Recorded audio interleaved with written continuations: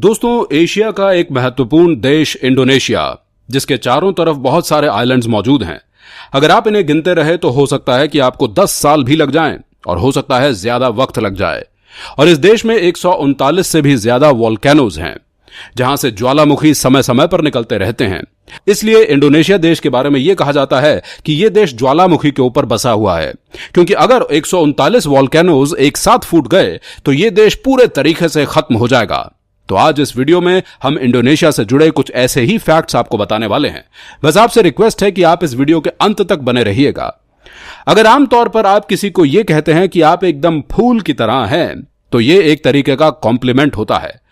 मगर अगर आप ये इंडोनेशिया में किसी को इस तरह से बोलेंगे तो हो सकता है कि वो शख्स नाराज भी हो जाए, क्योंकि उनके पास रेफेल्शिया आर्नोल्डी नाम का एक फ्लावर ऐसा भी मौजूद है जिसका वजन तकरीबन 700 किलो से ज्यादा है। यह फूल देखने में तो बहुत ही खूबसूरत होता है, लेकिन इसका वजन तकरीबन 700 किलो से भी ज्यादा होता है। और हैरानी की बात तो यह है कि आपको इंडोनेशिया देश के अलावा कहीं भी इस तरीके का फूल देखने को नहीं मिलेगा। बल्कि यही फूल नहीं, इंडोनेशिया के अंदर आपको एक ऐसा भी फूल मौजूद है जिसकी लंबाई तकरीबन 2 मीटर तक होती है और इसकी खुशबू आप तकरीबन 500 मीटर की दूरी से भी सूंघ सकते हैं।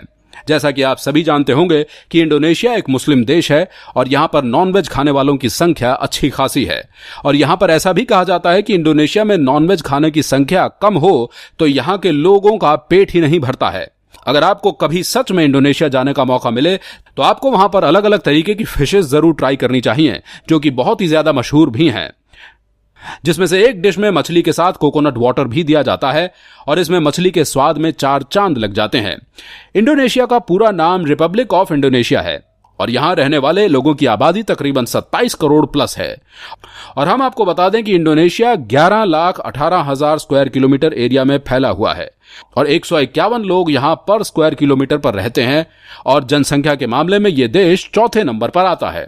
और वहीं आपको यह जानकर हैरानी होगी कि इंडोनेशिया आज इतनी तेजी से तरक्की कर रहा है और इसके बावजूद भी 43% लोग ऐसे हैं जो कि आज भी रूरल एरियाज में ही रहते हैं और 57% लोग अर्बन इलाकों में रहते हैं। आज भी यहां के लोग इंडोनेशिया के अलग अलग आइलैंड्स पर रहते हैं। अब आइलैंड का जिक्र हुआ है तो हम आपको बता दें कि इस देश के अंदर 18,000 से भी ज्यादा आइलैंड्स मौजूद हैं और कुछ तो ऐसे हैं जिनके बारे में अभी खोज भी नहीं हुई है। और इंटरेस्टिंग बात तो यह है कि इंडोनेशिया के अंदर आज भी कुछ ऐसे आइलैंड्स हैं जिनके बारे में लोगों को पता तक नहीं है, लेकिन लोग जानबूझकर वहां पर नहीं जाते हैं क्योंकि उनका मानना है कि वहां पर भूत प्रेत जैसी चीजें रहती हैं। इस तरह जिस तरीके से सब कुछ चलता रहा है वैसे ही चलने देना चाहिए। और इसके अलावा इंडोनेशिया के अंदर कुछ ऐसे आइलैंड्स भी मौजूद हैं जहां लोग तो रह रहे हैं, लेकिन उनको देखने पर ऐसा लगता है कि ये लोग आज के समय में नहीं बल्कि आज से 100 साल पहले जी रहे हैं। आज भी उनके घरों में न तो बिजली होती है और ना ही बिजली से जुड़े किसी भी तरीके के गैजेट्स होते हैं, यानी कि ये लोग बिल्कुल नॉर्मल तरीके से अपनी जिंदगी गुजारते हैं। हालांकि इंडोनेशिया के लोगों के बारे में यहां यह कहा जाता है कि यहां के लोग अपने काम को लेकर बहुत ही ज्यादा सीरियस होते हैं। शायद यही वजह है कि इंडोनेशिया आज तेजी से तरक्की कर रहा है और आज उसके पीछे एक बड़ी वजह यह भी है कि इंडोनेशिया में आपको यंग लोगों की पॉपुलेशन अच्छी खासी देखने को मिल जाएगी। और इसलिए आज भी यही कहा जाता है कि इंडोनेशिया आने वाले सालों में बहुत तेजी से तरक्की कर लेगा। और जैसे ही हमने जाना कि इंडोनेशिया एक मुस्लिम देश है जहां पर मुस्लिम धर्म मानने वाले लोगों की संख्या तकरीबन 88% से भी ज्यादा है, लेकिन 12% लोग इस देश में अन्य धर्मों को मानने वाले हैं, जो यहां पर अल्पसंख्यक हैं और यहां पर हर किसी व्यक्ति को अपना धर्म चुनने की पूरे तरीके से आजादी है।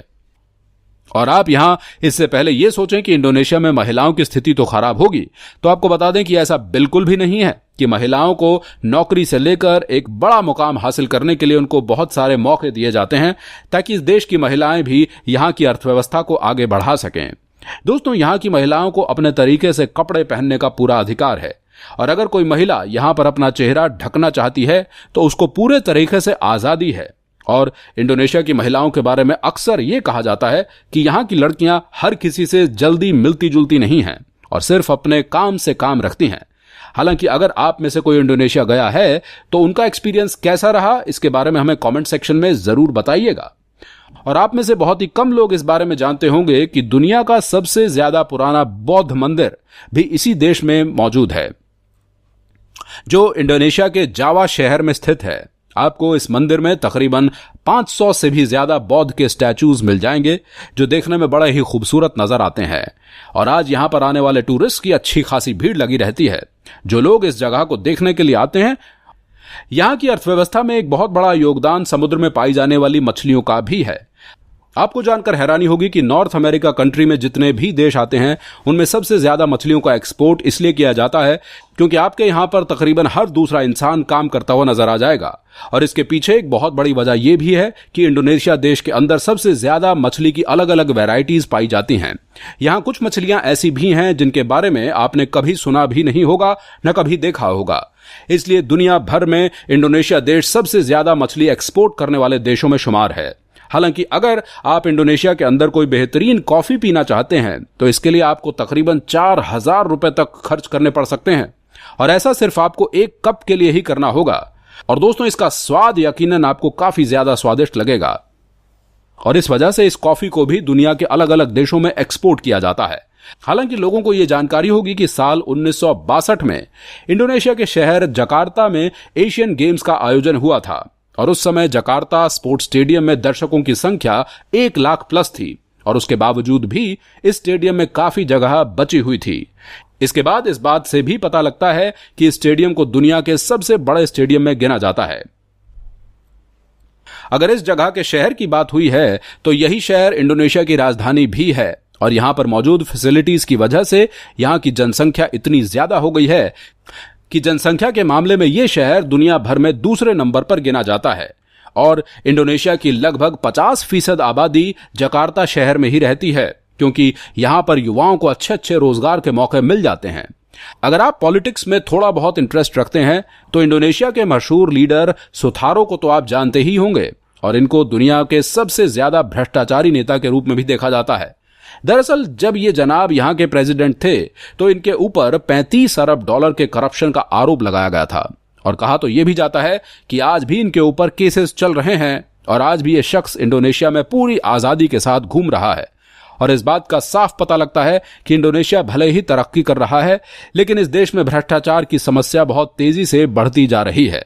लेकिन इससे भी बड़ी समस्या इंडोनेशिया ने साल 2004 में देखी थी, जब इस देश में सबसे बड़ी सुनामी आई थी, जिसने तकरीबन 3 लाख से भी ज्यादा लोगों को अपनी चपेट में ले लिया था, और इस वजह से यहां की अर्थव्यवस्था भी काफी गिर गई थी। जैसा कि वीडियो में हमने जाना कि इस देश में युवाओं की संख्या बहुत ज्यादा है। इस देश ने दोबारा से तरक्की करनी शुरू कर दी, और आने वाले सालों में आपको यह देश बहुत ही ज्यादा तेजी से तरक्की करता हुआ नजर आएगा। तो दोस्तों, फिलहाल इस वीडियो में बस इतना ही। उम्मीद करते हैं कि वीडियो में बताए गए इंटरेस्टिंग फैक्ट्स के जरिए आप इस देश को थोड़ा और करीब से जान पाए होंगे। अगर आप इंडोनेशिया जाने के बारे में सोच रहे हैं तो हम उम्मीद करते हैं कि इस वीडियो को देखने के बाद आपको इंडोनेशिया देश के बारे में काफी कुछ जानने का मौका मिला होगा। अगर आपको ये वीडियो पसंद आई है और आपको इस वीडियो से कुछ भी जानने का मौका मिला है तो आप इस वीडियो को अपने दोस्तों के साथ भी जरूर शेयर कीजिएगा, ताकि उन लोगों तक भी ये जानकारी पहुंचती रहे।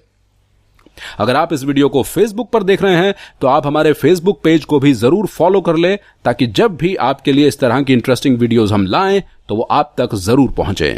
धन्यवाद।